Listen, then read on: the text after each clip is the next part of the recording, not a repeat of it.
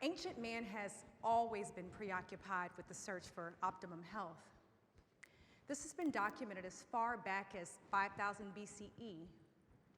In ancient Egypt, there were two popular texts found on medical science known as the Smith and Ebers papyruses. These texts describe the Egyptian approach to health and express the concept that deviation from nature could end in catastrophic results. A young student named Plutarch, an initiate of the mystery school of Isis, reported that he followed a strict diet of fruits and vegetables, and that he abstained from pork, fish, and sheep. It was well understood that in order to achieve optimum health, one must first discover the keys to wellness in mind, body, and in spirit.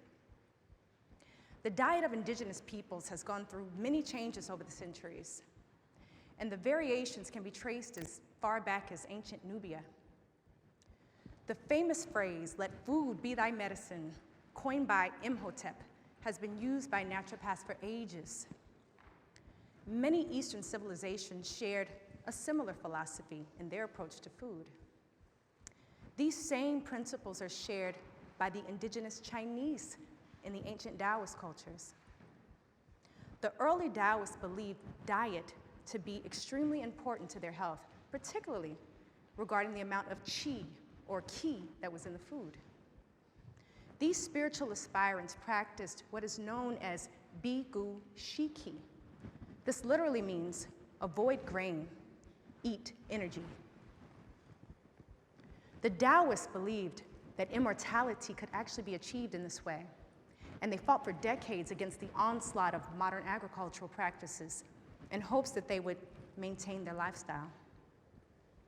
Many ancient Taoists are rumored to be some of the oldest living humans on Earth, also known as immortals. It is said that they perceived food to be disruptive to the spirit, and that they could sustain themselves by simply absorbing this qi, or cosmic life force energy. Similar to their Olmec, Aztec, and Mayan ancestors, Native American people were also known to be extremely resourceful in using the ingredients readily available to them. They ate wild plants, they ate berries, they ate nuts and seeds, and they honored the lives of animals just as they did human life.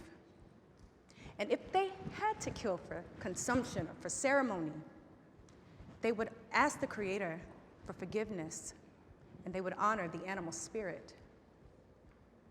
The native tradition was to take from Mother Earth only that which was needed, as it was seen as dishonorable to simply kill for sport.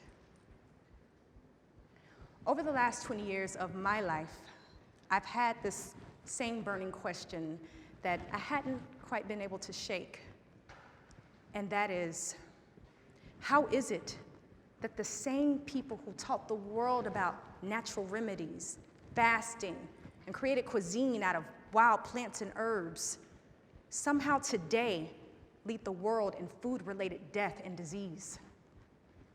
Now, don't get me wrong, I am clear that there are levels to this, more complex than anything I can express in these few minutes I have with you today.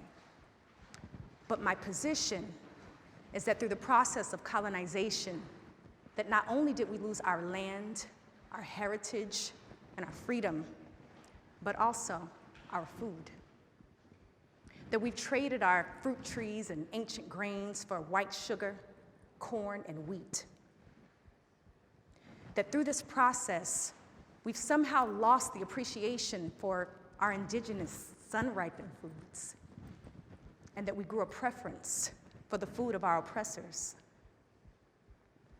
I realize that this new way of eating has left us nutritionally depleted, and that though we often sometimes suffer from obesity, we are actually starving.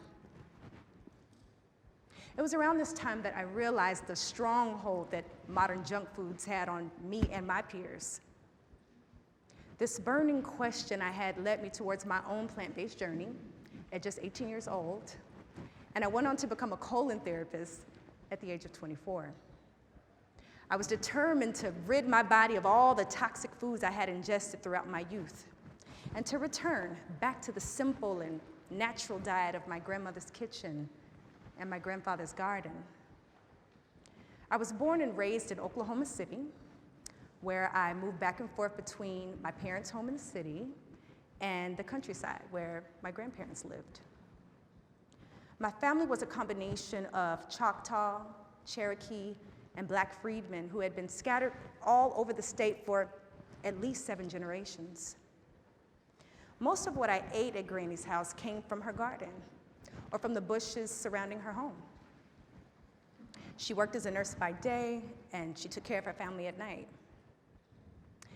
And today, Granny has fought cancer twice, and at 85 years old, Grandma Billy is still alive and kicking. But as a young woman, I didn't appreciate the value of my grandmother's traditional meals and her gardening lifestyle. But I did notice how my city-fied, store-bought produce tasted nothing like my grandfather's savory tomatoes and his sweet strawberries. I noticed how the peppers that used to ripen for weeks on my grandmother's counter, now they grew fur after just a few days on mine. In fact, I took pictures of this, and I used it for one of my first social memes that stated, "Could mold be the cousin of cancer?" In the caption I wrote, "Age gracefully like the organic pepper, ripe, wrinkled, but still juicy on the inside, still edible." You know what I'm saying? But today, we hardly even know where our food comes from or how it's produced. This is why it's so important to support your local farmers, farmers that you can trust to provide quality foods, or even better, as my 2012 campaign meme stated, fight the power and grow some. Well, I also said, friends don't let friends eat at Waffle House, but that didn't go over too well. But having locally sourced foods from ethical growers has become more and more relevant as we've learned that the genetic modification of food is intrinsically dangerous and often has irreversible effects, as it must first disrupt the natural intelligence of the plant to which it is applied. This process creates a host of damaging side effects, some yet to be discovered. When I started the Chef Ahki brand in 2008, the average veggie blogger didn't look like me. And the few that existed, they definitely had that tree-hugging, hairy armpit patchouli thing going on, you know what I'm saying? Like, not swag. But over time, folks got a little more creative, more exotic, even got sexy with the veggies. But that wasn't my style either. I wanted to introduce this new budding social media world to plant-based foods. Plant-based foods in a more swagged out kind of way, more upscale, more sophisticated. And today I'm proud to say I think I did a pretty amazing job. But I also realize that processed foods, most people don't realize how deeply and intrinsically unhealthy they really are. With my blog, I wanted to appeal to Black and brown people worldwide, those who forgot about the healing, magical powers of nature and all the tasty and medicinal things that we could create if we just put our minds to it. With my blog, I really wanted to speak to my audience. I knew them, I was them. I released my first published book in 2015 titled Electric. In this book, I described using the 4 elements as a roadmap towards wellness. The premise of this book was to express the idea that humans were essentially electrical in nature and therefore need alkaline foods to best nourish their bodies. This is especially true for the indigenous biology. When you look at diet from an ethnogenetic perspective, you'll find something really interesting about how foods affect our anatomical and physiological makeup over time. specifically when those same ethnogenetic groups are separated from their ancestral foods. The adverse effects are innumerable and ultimately lead to nutritional disaster. In the author's note, I wrote, "I'm not eating salad, I'm eating sunlight." I use this quote to describe the phototrophic nature of people of color and how, much like plants use the process of photosynthesis, we also synthesize sunlight into nutrition. And yes, this is science. Indigenous peoples have more melanin. The sunlight makes a hormone called cholecalciferol, which makes vitamin D. Vitamin D synthesizes proteins to make dense bones for strong skeletal structure, fast twitch hormones for speed, physical strength, and endurance. It increases immunity through the production of hormones and antibodies by the thyroid and parathyroid. And it increases metabolism and melanin. But due to cultural degradation, colorism, and fear, people of color often avoid the sun altogether. This inspired one of my very first blog posts titled, "Take your black ass outside and get some sun." I know, but did you know that humans share a large percent of the same DNA as plants? This means that we also share a common destiny. Humans can't live without the nutrients from plants. In fact, plants have the one molecule used for energy in cellular respiration, glucose, also known as carbohydrates, found specifically in plants and their fruits. We are far removed now from the days where we spent most of our time outdoors, when trees covered much more of the earth, providing the precious and life-giving oxygen that we all need. And at this very moment, we are losing thousands of trees due to industrialization and climate change, greed and capitalism. This has devastating results on the quality of air that we breathe, and it greatly affects all of us. And then there's Mother Water. In perfect balance with the earth, humans are made up of 80% water. We are taught to drink 8 glasses of water a day to stay hydrated. But are we really absorbing all that water? My grandmother drank water from a well in her backyard, and my mother and I were raised on mostly city tap. The average city tap water contains a host of pollutants and toxic chemicals not fit for human consumption, like lead, chlorine, and mercury. Today, most of our water comes from plastic bottles laced with BPA, an estrogen-mimicking toxin known to cause cancer. This chemical was found in 96% of children recently tested. Could this be why so many baby boomers are now outliving their children?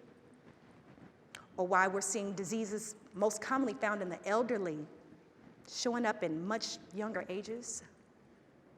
Let's face it, the standard American diet isn't working for any of us. But this is especially true for Black and brown people.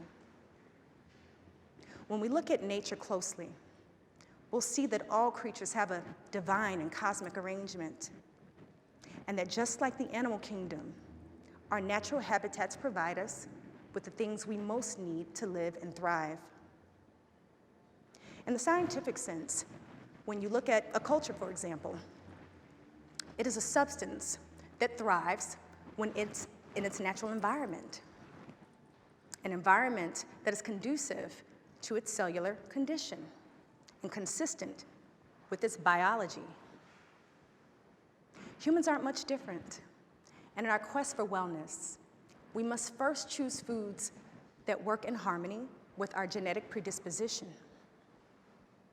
Today's medical establishments, allopathic and naturopathic, do not recognize biological variants.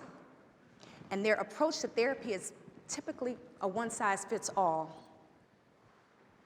As a wellness coach, I have counseled hundreds of families who have compromised their health with the help of physicians who have little to no knowledge about nutrition and its abilities to prevent illness. This has been the inspiration for my platform. In collaboration with local growers who use sustainable methods, I'm hopeful that we can start the process of restoration of our indigenous plant systems and the education of our health workers. That I can somehow spark the interest of just one future biochemist who will expand the conversation about nutritional biodiversity in the laboratory and in the educational systems. I encourage us all to look to the wisdom of the elders as they hold the keys to our health and longevity. And what I must say to you, human family, brothers and sisters, is that you are not sick. You are exhausted. You are malnourished. You are nutritionally depleted, minerally deficient, and severely dehydrated. That your health is ultimately your responsibility.